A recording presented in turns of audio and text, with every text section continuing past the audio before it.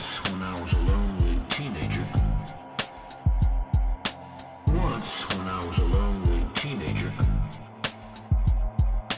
Once when I was a lonely teenager. I wandered into an unfamiliar area several miles from home. The land was badly eroded, and as I looked up a small ravine, I saw a weathered shack just up ahead. Once when I was a lonely teenager. It wasn't very inviting. Once when I was a lonely teenager. It wasn't very inviting. Once when I was a lonely teenager. It wasn't very inviting.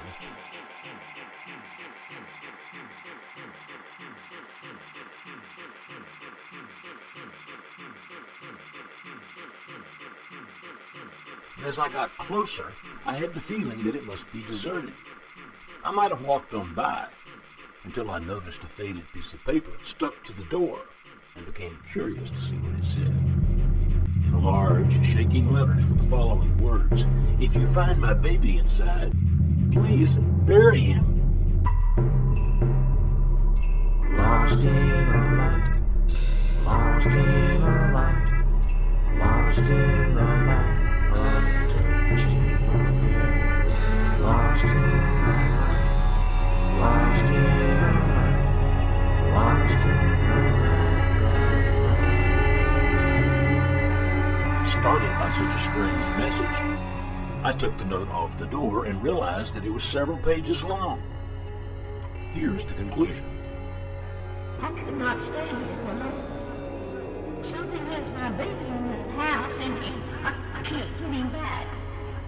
I don't know what it is, except there's some kind of light surrounding him. Every time I try to reach into the light and grab my baby, it burns my hand, but I don't seem to be him.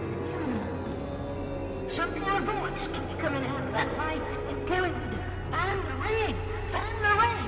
I tried to find it. God knows I tried. I tore up the furniture and looked all the floorboards. I even ripped off the wallpaper. But I can't find no ring anywhere. I ain't ate or slept for 3 days now, and I don't know what I can do except go and try to find some help. But I'm so weak. I don't know if I can make it back to my poor baby. Please bless us, God, because I think we may have somehow wound up in hell. I get the feeling it must be my baby's fault. I can't see that he's done nothing to deserve this. Sincerely, Ed Hawkins.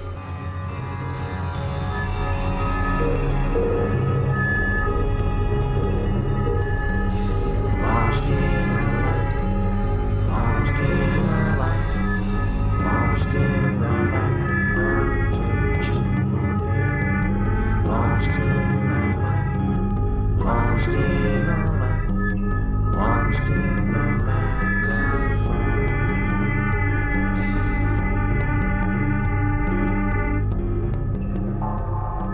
After reading the note, I slowly opened the door and walked into the shack. Except for a small area around an old bassinet in the center of the room, the interior of the small building was in a state of total chaos. I slowly worked my way through the jumble of broken furniture, loose floorboards, and other rubble until I finally reached the side of the bassinet. It was strangely spotless, and the top was covered by a clean white blanket. Apprehensively, I reached out and slowly pulled away the blanket, revealing the perfectly formed skeleton of a baby clutching a wedding ring in its right hand.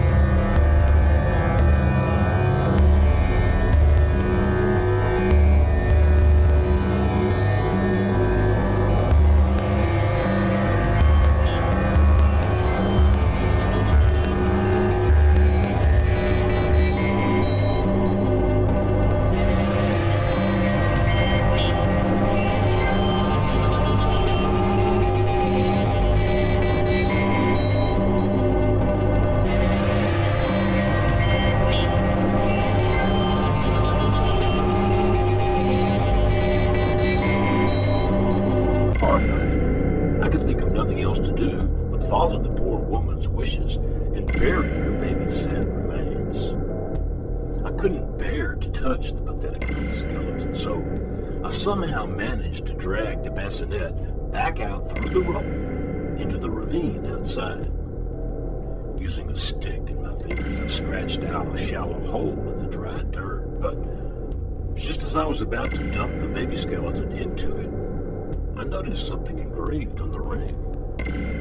By this time, I was so deeply disturbed that I wanted to just leave everything and run home, but something compelled me to look closer.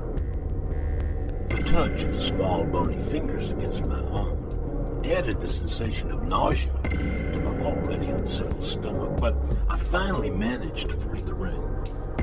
As I brought it closer to my eyes, I could make out a few tiny words. The mother embraces hatred, and hatred embraces. But that was it. The last word was all scratched out. No longer able to contain my feelings of fear, disgust, and confusion, I dumped the ring and the baby skeleton into the hole, quickly covered them up with dirt, and ran home. Lost in the light, lost in the light, lost in the light of touching forever. Lost in the light, lost in the light, lost in the light.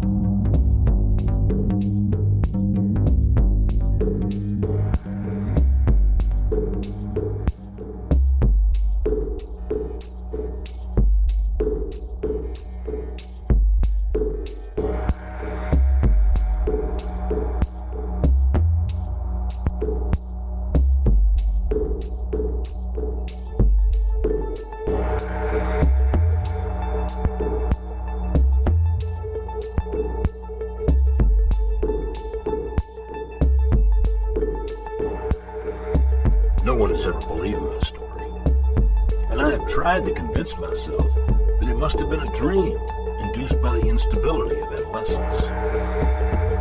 I'll take comfort